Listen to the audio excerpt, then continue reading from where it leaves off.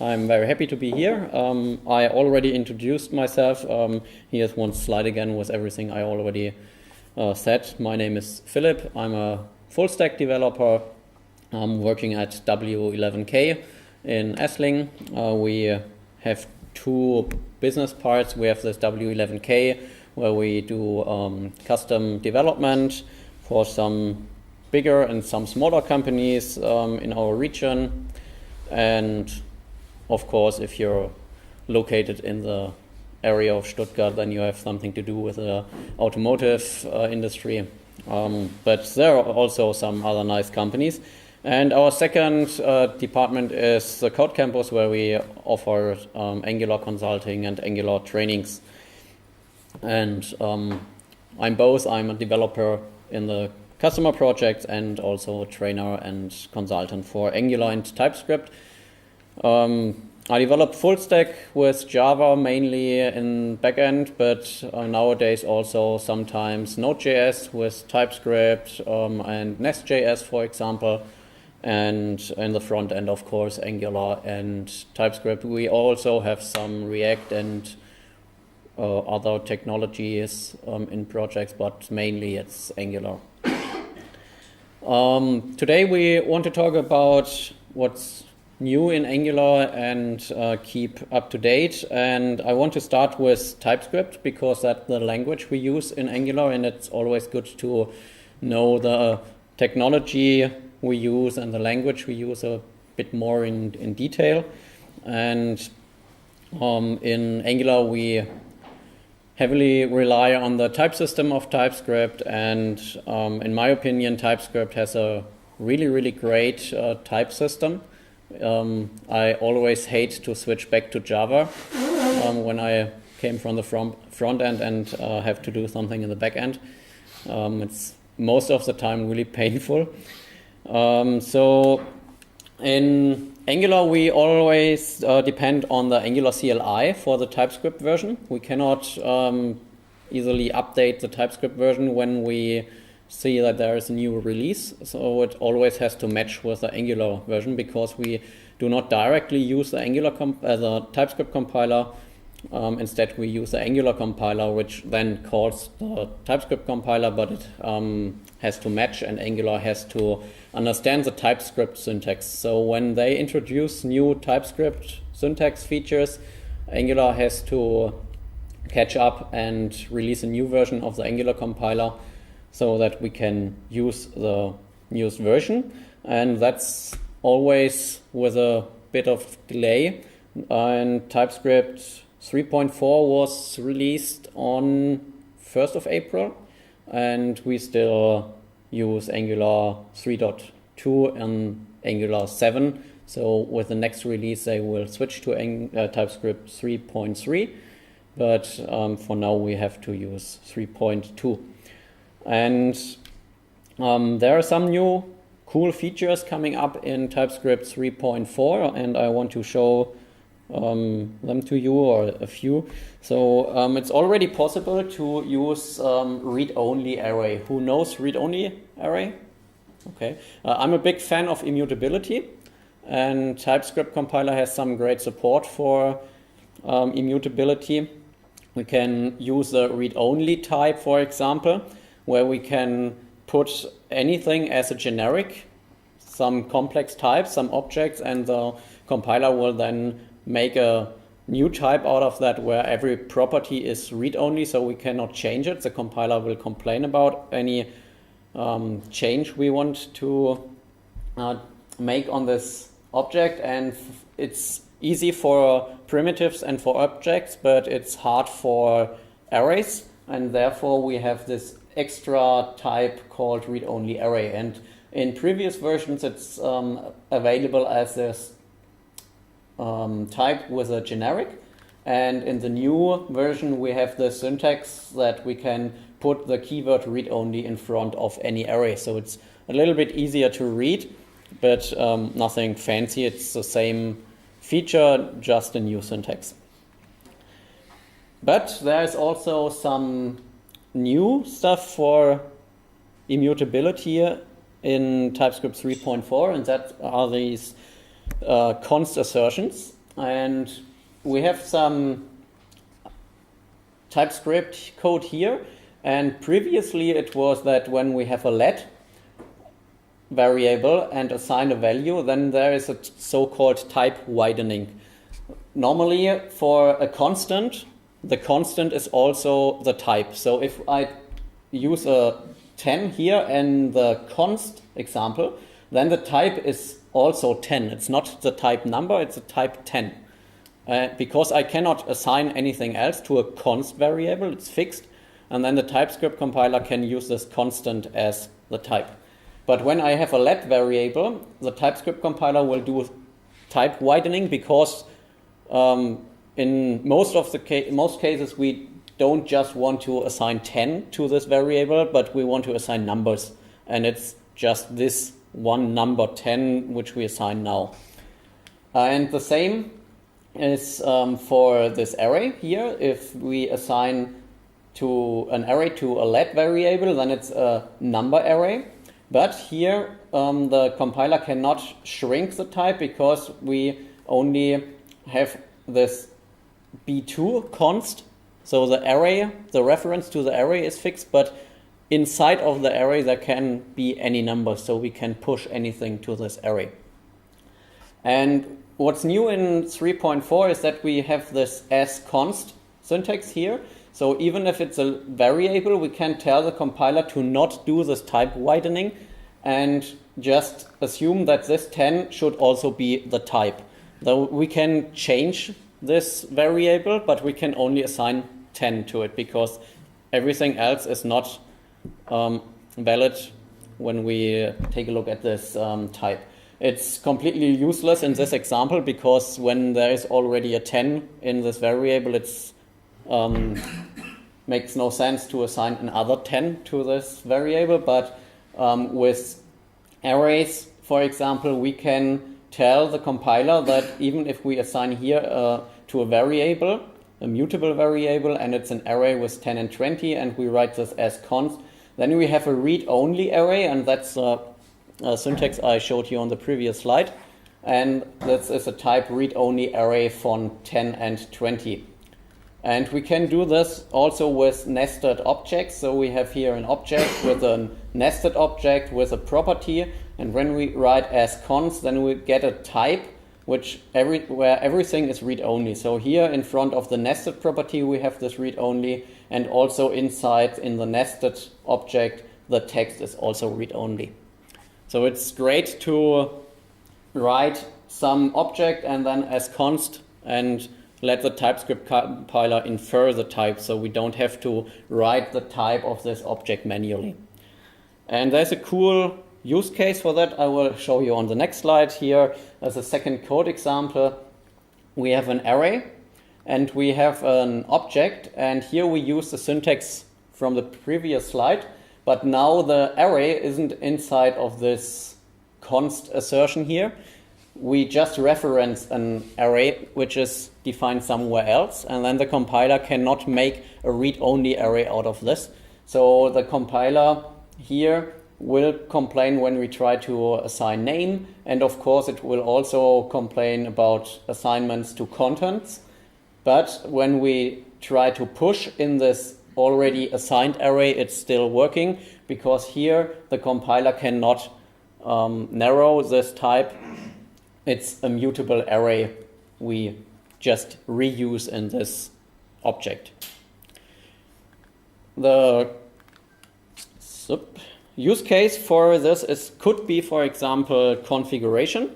So when we try or we want to share some configuration with a module, for example, in Angular, then you all know this for root methods that we can use when we import Angular modules, and for a lot of modules we can pass configuration, and the configuration is optional most of the time, and we can implement this like this. We have this default configuration, and in this default configuration we use this as const, and we don't want this enable to always be true, so we use as boolean to do a manually type widening. Same here with the flag, we only want to allow -1, 0, and 1. So we do a manual cast here. And then we have this type that we have foo and enabled as Boolean bar with an object with flag -1, 0, or 1. And we can get the type of this configuration and export it as a type. So the TypeScript compiler will infer this type automatically and we can export it. And down here we have this config method for root where we can pass a configuration. We use this partial type which TypeScript brings with it. So all the properties in this type above here will be optional. We can, but we don't have to pass a foo, and we can, but don't have to pass a bar. And then to the outside, it looks like everything is typed, and we have the advantage that we cannot change the default config by mistake down here when we try to merge this. So just as one use case where it could be nice to have this as const assertions. Okay, let's move on and take a look at Angular. Hopefully every one of you who uses Angular in daily basis knows about ng-update. It's already introduced with Angular 6, so it's nearly 1 year ago. And it helps us to stay up to date. We can just type ng-update and this command will analyze our package.json and will print us some commands that we can use to update our code base and our package.json. And if you take a look at the package.json of a project, let's give me an example. Could you please zoom in? Yep. Cross. So when we take a look at this package.json of an Angular project, then you can see that we have a lot of dependencies and a lot of dev dependencies. And it's really hard to do it manually and do it correct. So that we update our Angular CLI version, for example, it's not only to update this Angular CLI, but also to update this Angular dev kit, Angular builder. And I cannot remember which version has to be here because these two projects rely on each other but use different version numbers. So up here in Angular it's easy because it's everything the same version number, but for the dev tooling they use different version numbers and it's hard to do the update manually. So my advice is to use this ng-update, and ng-update not only updates our package.json so that every version will match to the dependent packages, but also update our codes. So when we have this RxJS update here from version 6.2.2 to 6.3.1, there shouldn't be any update of our code. But if you remember the migration from RxJS 5 to RxJS 6, there was a lot of breaking changes, and this update can do maybe 90% of the update automatically. So it rewrites your application code and you don't have to do it manually, or at least not all of the code. Okay, then one big update in Angular 7. Who of you use router guards? Okay, that's great. And as you know, router guards can return a Boolean, but not only a Boolean, but some async Booleans, like a promise of Boolean or an observable of Boolean. And one big question is always, how do I handle errors? When my guard returns false, then Angular will not do the navigation.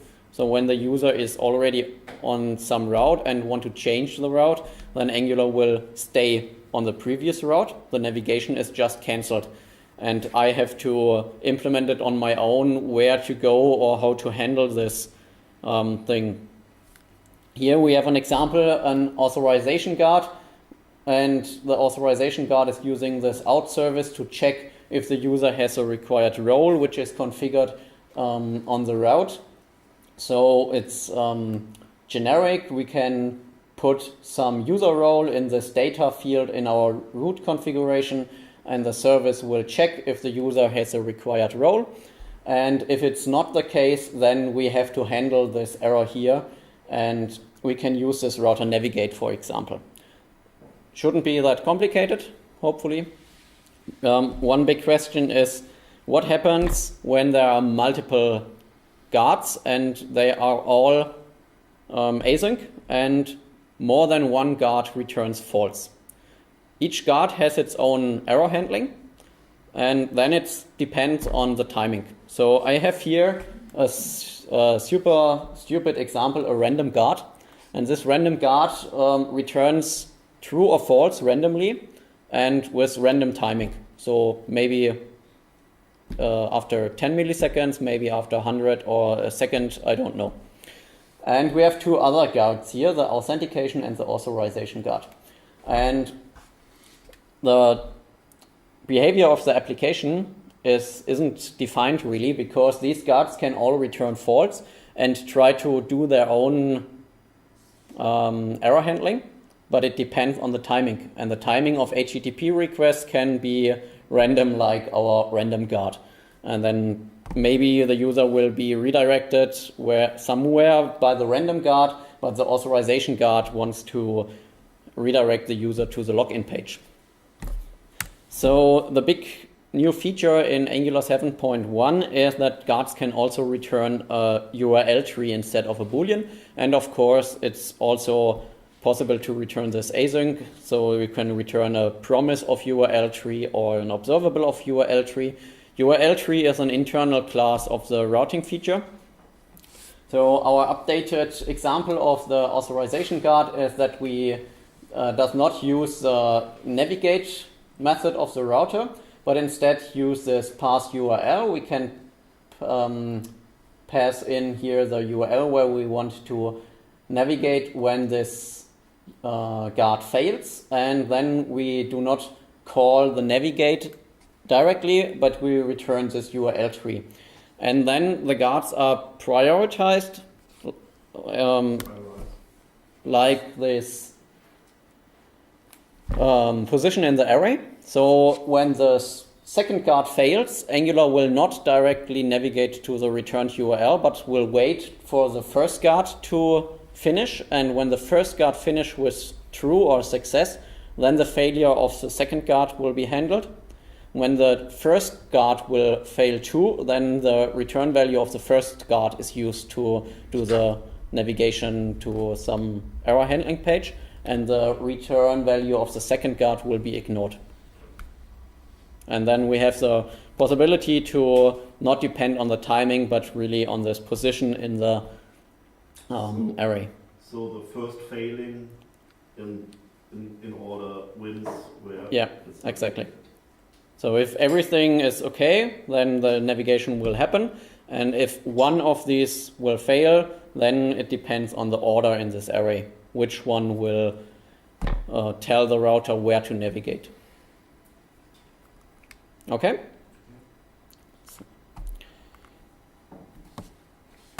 Okay, then let's jump to Angular 8. As Johannes already told us, beta 11 is out till 1 week maybe. And there should be a release candidate in April. And two of the big features are the Ivy renderer preview. We will look at this later on, and the improved Bazel support. We will also look at this later on. Angular 8 will use TypeScript 3.3 and only TypeScript 3.3. That's a new thing because in previous versions they always support some older versions of TypeScript. Now you have to update it and be compatible to TypeScript 3.3, but hopefully you're already using TypeScript 3, and then it's not a big deal to update to a new version because there are no breaking changes. Then there are some other smaller things like the Angular CLI will run your PNGs through some crunch tool to make them smaller automatically, so you don't have to optimize PNGs manually. And if you work with a PVA is a service worker, then there is JSON schema support now, so that your IDE can tell you which properties you can assign which values in the service worker configuration. And also for the Forms API, there are some new methods, but small changes. One big change is that Angular won't fix broken HTML anymore. And I think that was later than beta 5.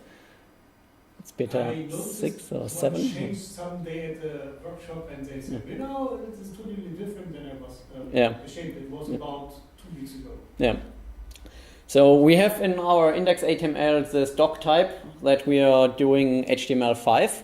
And HTML5 tells the browser that it's not allowed to have a table row which is outside of t-head, t-body, or t-foot. And if we write some HTML like this, then it's invalid. And in previous versions, Angular fixed this invalid HTML for us and put this table row inside a table body automatically. And there are some edge cases where this is not the desired behavior. For example, if you have a table and use custom components in this table, then maybe it's not the correct way to put a t-body around this table row. And that's why they shut down this autocorrection. So now it's valid that you have this invalid HTML, and the Angular compiler will not complain about it and will not autocorrect it. Does this only concern the table or just like... No, there are some other things like li is only valid in ul and ol. So it doesn't make sense to use a list item outside of a list. But I don't know if the compiler tried to fix this in previous version. But there are a lot of HTML restrictions where to use which. So it's in previous versions it's of HTML it's not allowed to have a div inside of a headline, for example. Within a head 1 it's only allowed to have inline elements and no block elements. But this is still bad. So pass 5 is still there. So I think usually if you do something wrong, pass 5 will kick in anyway. So there's still the pass 5 parser which will prevent you from the biggest errors. Yeah. These are just edge cases. Yeah. It's only it's not about all invalid HTML. It's only about some edge cases where the Angular compiler previously tried to fix them, and now they don't fix them anymore. Okay, then we take a look at Bazel. Who already heard about Bazel? Okay, some of you. Bazel is a build tool developed by Google and used at Google for a long time, some years, five years, I think, maybe. Internally, it's called Blaze, and for the public version, they just switched the letters and put the L at the end, so it's called Bazel. And outside of Google, it's not that popular, but inside of Google, it's very popular. A lot of internal projects are built with Bazel. And one question is, why do we need something else on the CLI? And the current situation is that nearly all Angular projects inside of Google are built with Bazel, and they don't use the Angular CLI. Because the Angular CLI has some problems, for example, with large projects. If you really have a huge code base, then you can see that the build time is going up exponential for rebuilds, and there are no incremental builds. So I don't know if you have such huge code bases. We saw this on some projects, but it's not a problem. I don't know how big the projects are inside of Google that they think that it's really a problem. But good for us if they put effort in this and try to increase the tooling. We also can take advantage of this. So currently there are two build tools, the internal build tool based on Bazel and the external tool which we use, the Angular CLI. And of course it's not the best way to maintain two build tools, so they started the ABC project, the Angular Build Tool Convergence project, where they try to bring the two tools together and started this experiment, and it's still an experiment to build a new version of the Angular CLI based on Bazel. And they released an early version of this and want us to try this version and give feedback if it's okay to use Bazel under the hood. And that's one important point under the hood. So the Angular CLI, the surface which we use, the commands should be the same. They try to not break anything. It's only the subsystem which they switch. So nowadays it's mainly Webpack as the subsystem. And there will be Webpack in the Bazel version 2, but less Webpack and more Bazel. Bazel will coordinate everything and is a main build tool, and they will use Webpack for some tasks, but not as a main orchestrator. So what are the benefits of Bazel? Bazel is fast. Bazel, for example, runs tasks in parallel. So when we use the Angular compiler and the SAS or less compiler, they can run in parallel on our multi-core systems, and that speeds up the build. And the biggest feature of Bazel is caching. Bazel tries to cache everything. So the input and the output of each task is hashed and cached. So when the input doesn't change, the output is not allowed to change, and then the cache can be reused. So before Bazel will build anything, it calculates the hash sum of our input of a specific task and then looks at its cache. And when there is already some cached version of this input, then it's reuse the output. Maybe you know Gradle as a build system. Gradle has a same feature, but in Gradle you are allowed to write tasks that not only depend on the input, but also on some other system state. And in Bazel, build tasks are like Unix pipes or like pure functions. They are only allowed to depend on the input. And when the input doesn't change, the output should not change, and that's why they can cache everything.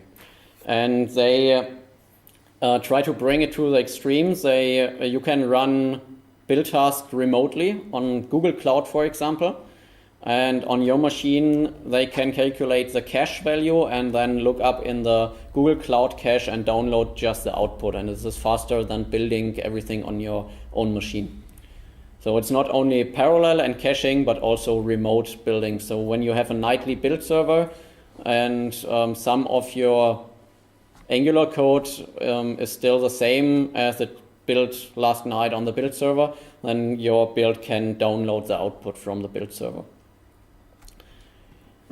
And Bazel is also multi-purpose, so it's not only for web builds or for Java or C, but it can build nearly everything. And there is a challenge from the Bazel team. They have a list of languages and programming languages they support, and on each conference they ask the people if they use a language in their daily base which is not on the list, and if someone can prove that he or she is using a language that's not on the list, they get a gift. I don't know what it is, but the list is really huge. So you can also use Bazel to build your backend, no matter if it's C#, Rust, C++, Java, or anything else. OCalm is the latest language they added.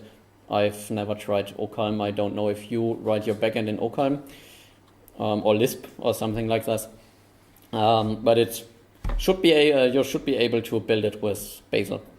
So maybe that's an additional reason to give it a try. Currently,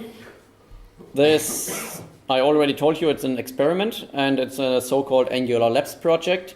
and it's not ready for production. It's a preview, and the preview was always there, already there in Angular 7, but they improved it for Angular 8. So if you take a look at the Angular changelog and scroll through the beta versions of Angular 8, I don't know, maybe 80% of the changes is Bazel prefixed. And if this experiment is successful, then they want to provide it as a production-ready opt-in in Angular 9 in fall this year, maybe in Angular 10 next year. So in Angular 8, it's still a preview.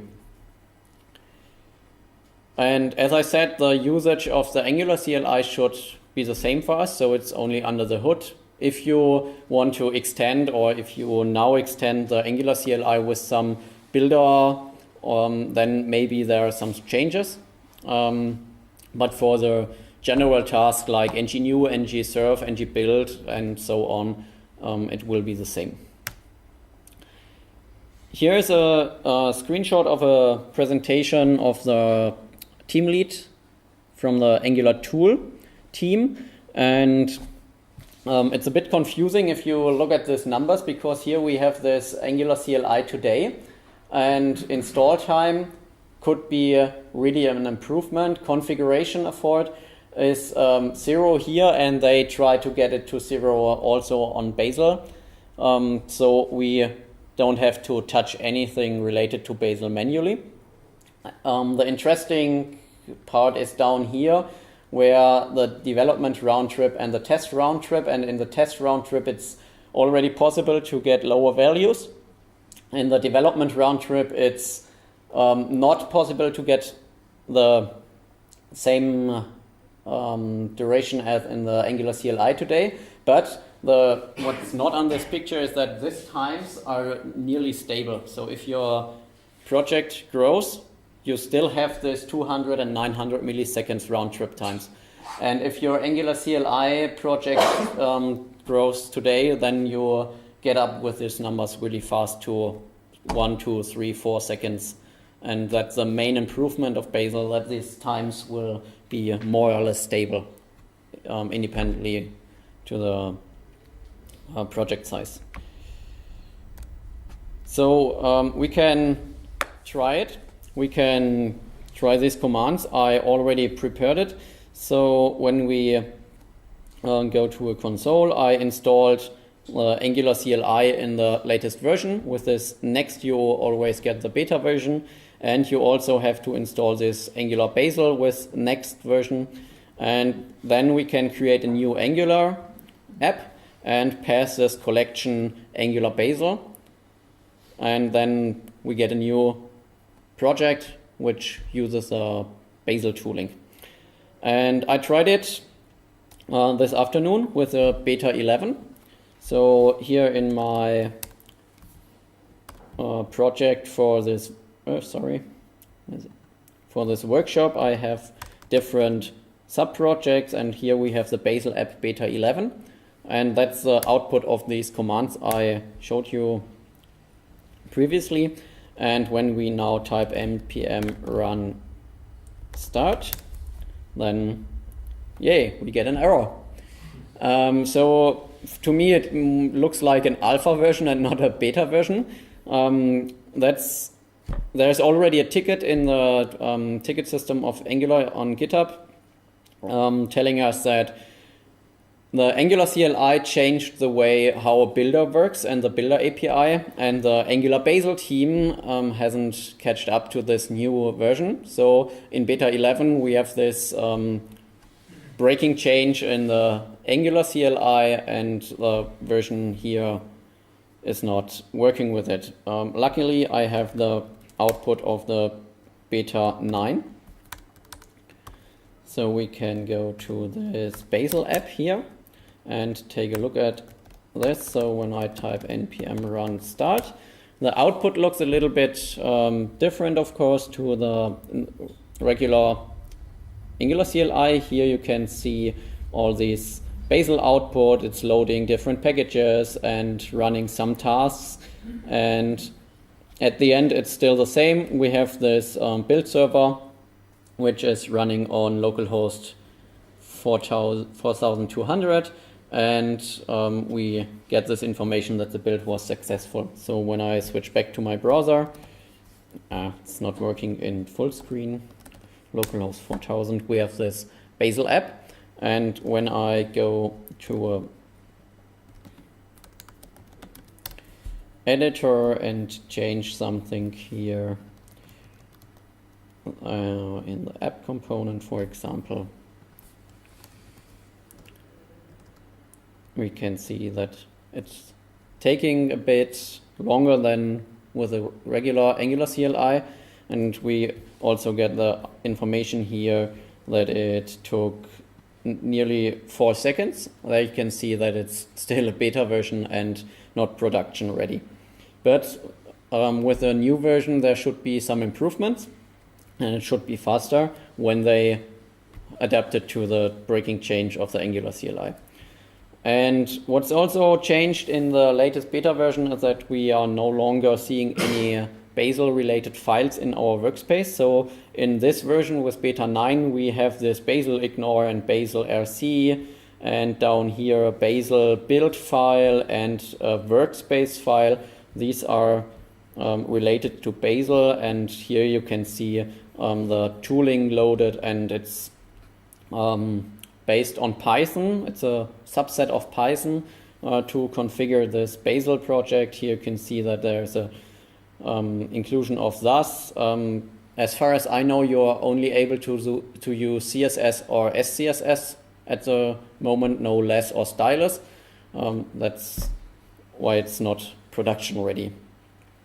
And in the latest version, when we open the beta 11 version, then these files are gone. They are hidden, and we don't have to think about Bazel. We just use the Angular CLI as we are used to. Okay, any questions? If you're interested in learning Bazel, I pasted a link to a Google training. So here you have 200 or 300 slides about Bazel. It's also from the Angular team here, Igor and Alex. And here you can learn a lot about the internals of Bazel and how to configure your own build and how to optimize build times and so on. It's 1 or 2 days, I don't know, workshop internally at Google. But we have to move on, and we want to take a look at Angular Elements. Who already heard about Angular Elements? Okay, some of you. So today we develop Angular applications, and we use Angular components and maybe Angular libraries. And maybe we not only use Angular libraries but also develop them, but it's more or less a closed ecosystem. So everything is Angular. Maybe we include some plain JavaScript libraries for, I don't know, charting or something else, or Bootstrap.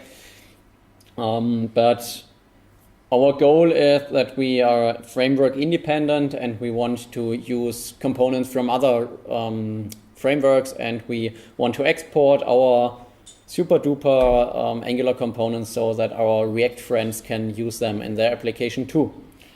And that should be possible with web components. There's a standard or some standards for this, HTML elements, custom elements, and shadow DOM under this umbrella term web components. And our goal is to develop with or without any framework and to use components in every framework independently. And that's possible with Angular Elements.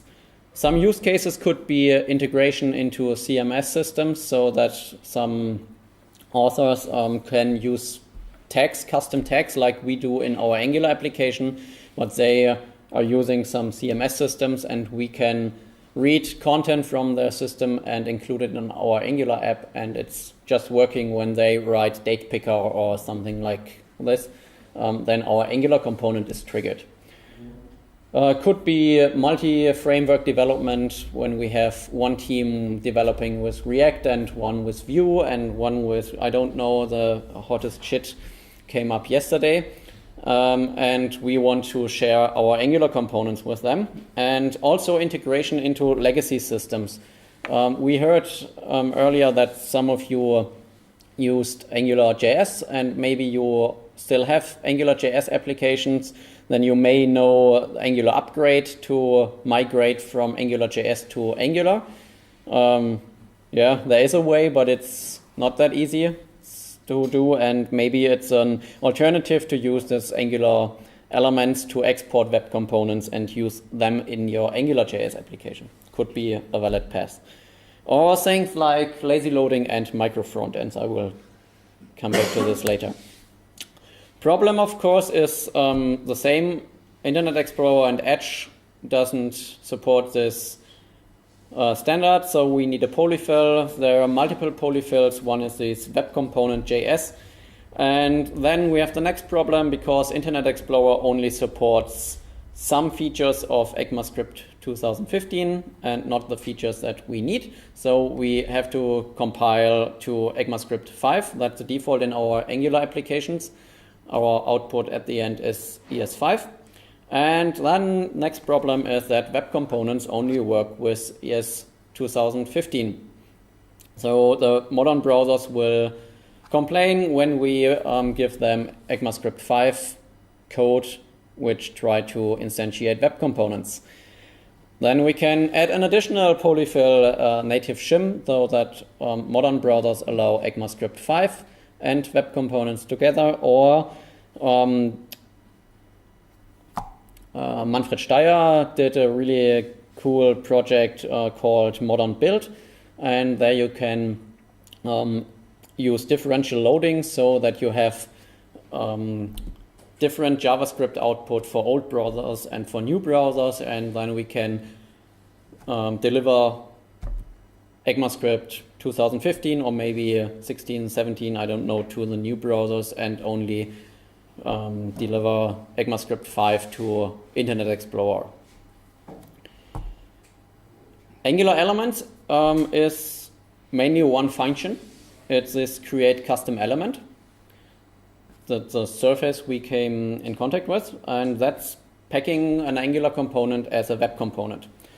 So we can use it internally in our Angular applications, or we can use it in other applications. Internally in our Angular application, we can use anything that Angular provides. So it doesn't matter if it's used inside Angular or outside Angular. And to the outer world, it looks like a web component. The outer world doesn't see that it's Angular behind the scenes. So let's try it.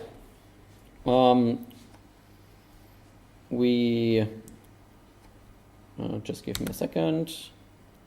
Yeah, we have here the commands that I should execute. I prepared it. We create a new Angular application. Then we can use this ng-add to add this Angular Elements features. And then I generate a new module. And inside of this module, I generate a new component just to have something to play with. And this component gets some inputs, and now I can open my IDE.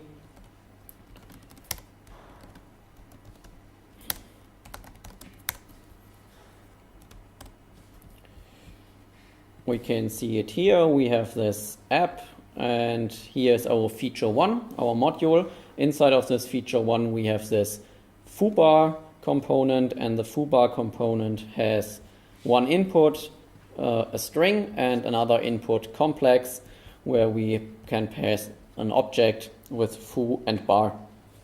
And these two inputs are just shown in the template. So we have these two data bindings here.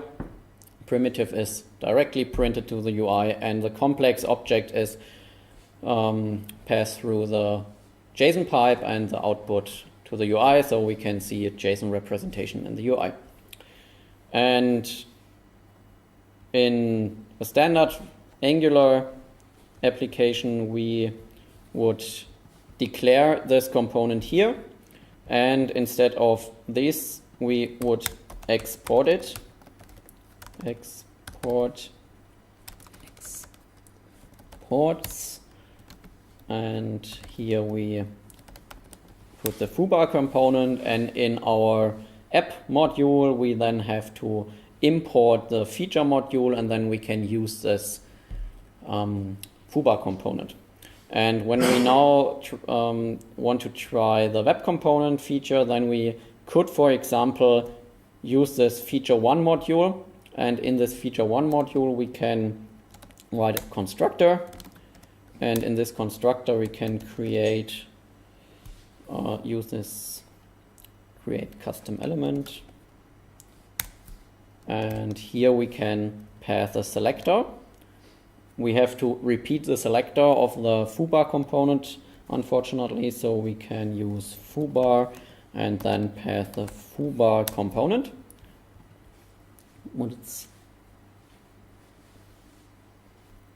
Okay, it's just give me a second. It's component and config. Okay, then we don't have to repeat it here.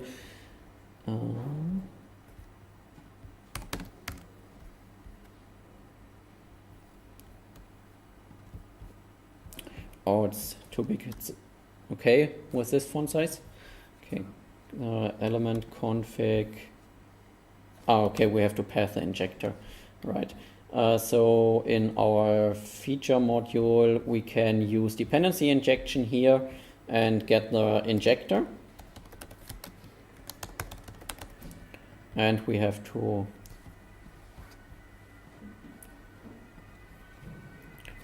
pass this injector here.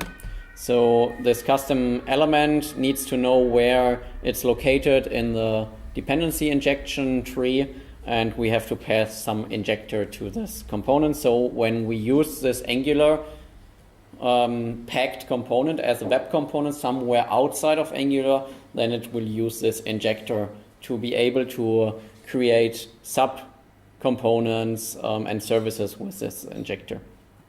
And when we create this custom element, then we can remove this export, because now it's known to the browser. Not yet. We have to save this return value, and then the browser gives us some API. It's custom elements. Define, and here we have to pass the selector we want to use and the web comp. So now we are able to use this component with this selector anywhere. It has nothing to do with Angular anymore, so we don't have to export it here, and we are still able to use it in our app component.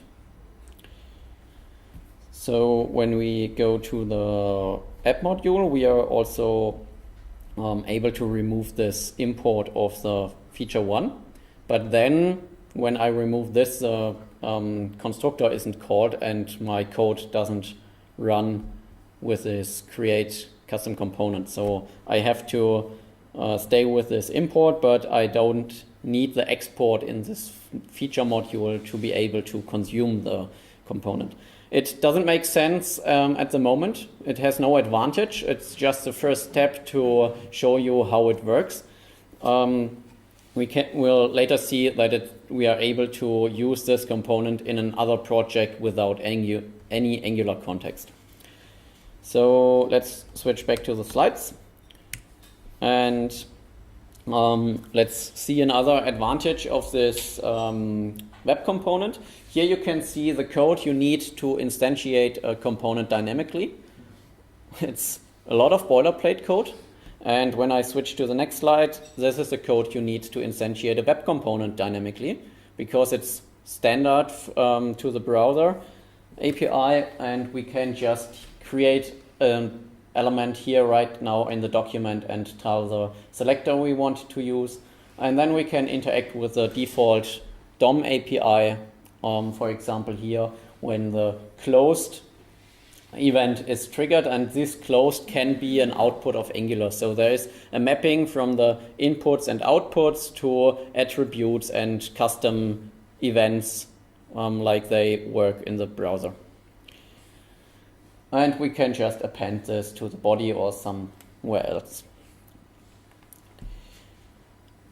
Hopefully you all know lazy loading in Angular routing, and Angular produces some small separate bundles for lazy loading. So we have this main bundle and the vendor bundle and so on, and when we split something out of this with a lazy loading, then we get really small bundles. That's a huge improvement for our Angular application, but we now have a problem because these small bundles, and when I try to separate this feature one module with my web component, then it's a small bundle, small in size and not so much code inside, because it depends on the context. Angular always assumes that we are loading this separate bundle inside of an Angular application. And so this bundle can rely on the context that there will be Angular and everything it needs is loaded eagerly. But when we try, for example, to create a micro front end and use this Angular component as standalone web component and not in an Angular context, then this small bundle will not work. We need some way to bundle everything in one file. And the script where our web component is defined will not know anything about the context. We can just put a regular script tag anywhere in our application or in another application and load this script, and it has to be containing everything it needs to be able to run. And then tree shaking will be more important than it already is. So we don't want to bundle a complete Angular framework for every component we want to use somewhere. Then we have 3 megabyte here and 3 megabyte here, and 2.9 megabyte is the same. We want to shrink these bundles down to so that they only contain what's really needed for this one or two web components that we define in this bundle. And that's already possible, but it will be improved a lot with Ivy renderer, which we take a look in a few seconds. One other problem nowadays is that ng-build will produce 4 files, this vendor file, main file, polyfill files, and so on. And with the ngx build plus from Manfred Steyer, you can put a -- single bundle to your ng-build command, and then it will only produce one file. And then we are able to share this one file to some other project. And let's try that too. So when we run this ng-add build plus here in our code, it's already installed. And we have to change 2 things. We don't have to register the web component in the feature module. We have to register it in the app bootstrap. So I already have this code down here. We can bootstrap not an Angular application, but just this code to register the web component. So it's the same code I wrote before. We create this custom element and then give it to the browser as a standard web component. And the main or one important part here is that we have to remove the app component from our bootstrap. So Angular will not bootstrap our application, but just call this ng-do-bootstrap method on this app module when the script is included. And then we'll run this code, and after that we are able to use this web component. So I have to remove this here again, otherwise it's not working.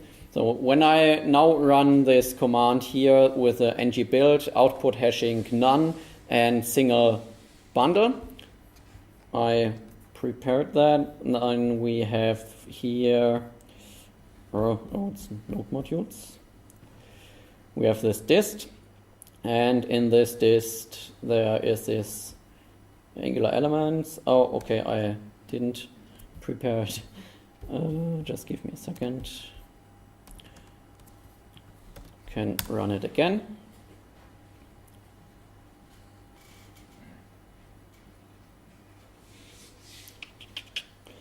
And I can open the other app in the meantime. So we have here a web component app. And this web component app is just one file, an index.html. And I took a shortcut here. I include this hard-coded from the other app dist folder. So we have this Angular Elements. And we have to include zone.js manually. So our Angular web component also needs this zone.js mechanism to be able to do the data binding and so on. Otherwise, we will get a runtime error. And I include here the main.js file from our dist elements. And when we switch back to the output of this app, then we should see that there is only one JS file and the polyfill, not the vendor file. Everything is now in this main.js. And hopefully I'll be able to open this index.html in the browser. And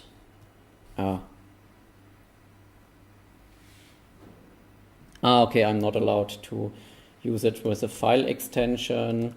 Do I have a... Nope. I have to use IntelliJ.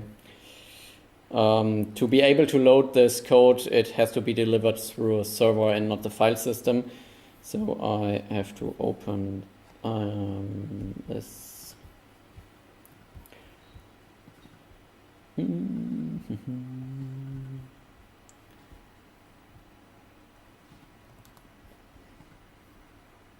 No, Angular up to date, web components app, open.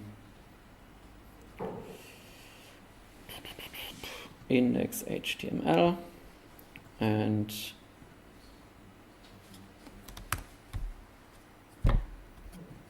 okay, it's not working. I tried it this afternoon. Yeah. To open the root folder, otherwise you can install the relative path. No, it should be possible. I tried it. We can give it a try. Open. Oh, okay. Have to navigate there again. Thanks, IntelliJ. Up to date. Okay. Open.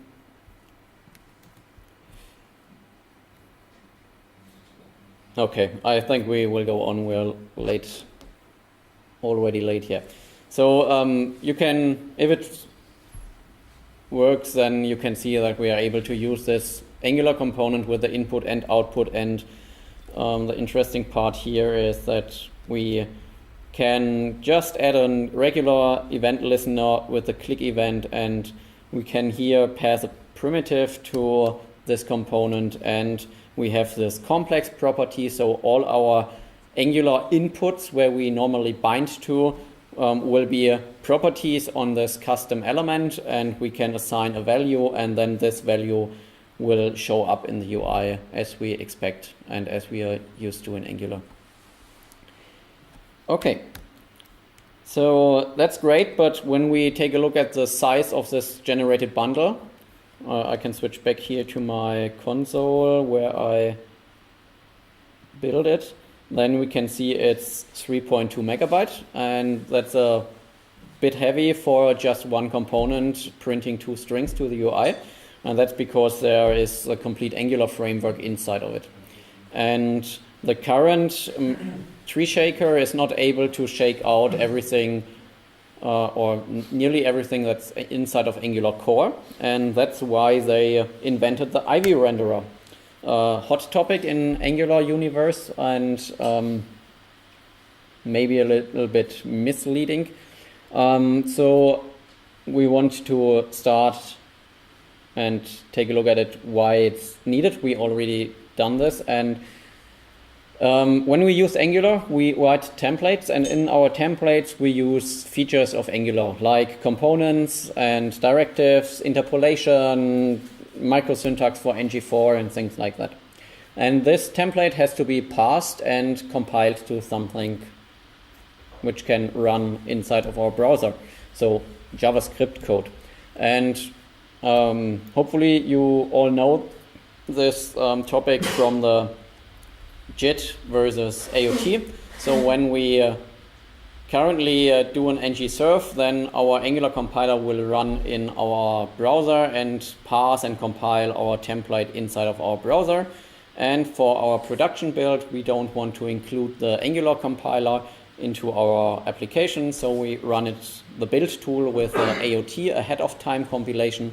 So the Angular compiler and parser will run inside of our build and will produce much smaller file sizes because we don't have to include all this Angular compiler stuff.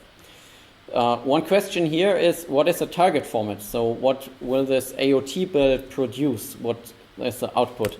And we can take a look at this output. It looks like this for this app component and this template. So we import here Angular core, and then Angular core is used here, and they have this API where they pass a lot of different things, and we can see here this h1 tag for our headline in our template, and here we can see the interpolation, and yeah, it's very complicated code. So this code isn't good at being optimized with a tree shaker, but we want tree shaking, especially when we want to export our Angular components as web components. And then we want to be able to shake away everything that we do not need and do not use in our application. So when we do not use content projection, for example, the Angular core code for content projection could be shaked away. Or if we don't use structural directives or lifecycle hooks, for example, if you don't need the after view init anywhere in your application, then it doesn't have to be present in the output code. And currently that's not, the tree shaker isn't able to get rid of this code, but with Ivy renderer, the structure internally changed so that the tree shaker is able to remove even code from the Angular core. And the Ivy renderer is some internal thing. So in most of the cases, we don't get in contact with it. So there has been 2 other implementations of this. Renderer was the first and Renderer 2 was the second. And Ivy is the third version of the rendering and view engine mechanism inside of Angular. And one question, who noticed the change from Renderer to Renderer 2 in Angular 4? Have you had any problems with this switch? Who used Angular 2 and 4? Okay, so no panic. Ivy should be and hopefully will be not causing any breaking changes. So it's an internal thing. We can take advantage of the new possibilities, but it's just important when we use renderer as a service. So currently renderer and renderer 2 are available as Angular service. You can get them via dependency injection, and then you can directly talk to the view engine to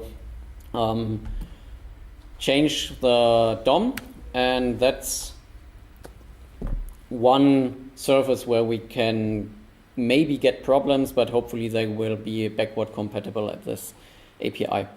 So when we want to use this Ivy renderer, then the code that's already compiled has to be adjusted. When we install, for example, Angular material, we does not get the source code, but we get some already built code, and this code is built against the old renderer. And when we want to use this library inside our Ivy application, then this code has to be rewritten.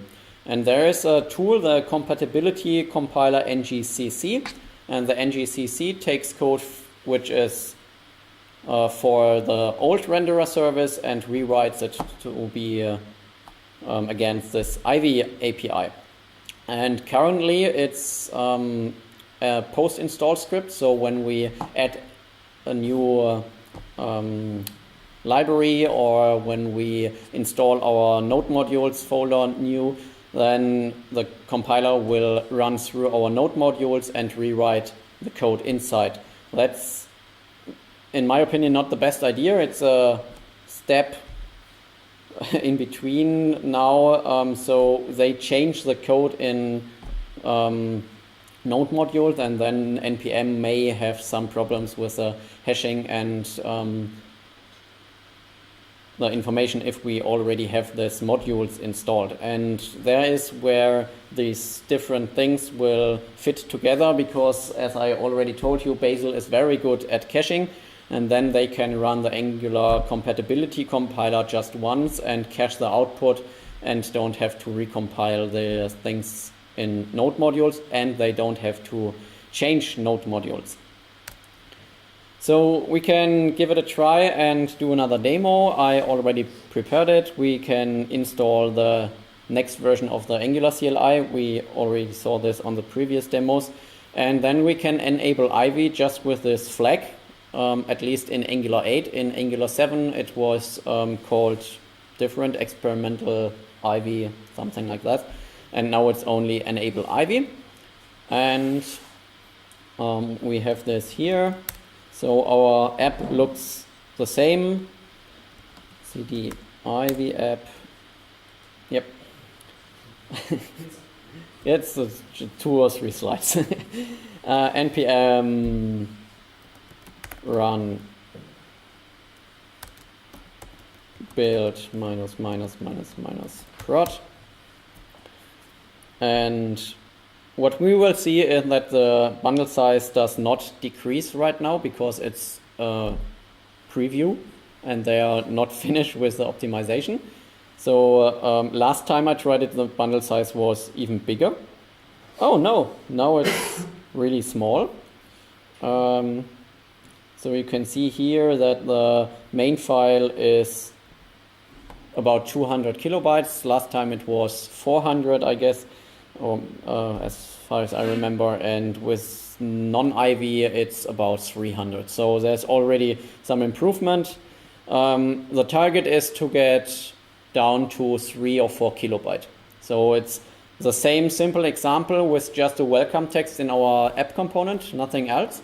And when we run this with Ivy, it should be only 3 or 4 kilobyte because everything else is shaked away. So as you can see, it's not finished yet, but what we can take a look at is the output of our app component. And if you remember the previous slide with this complex code, now it looks like this.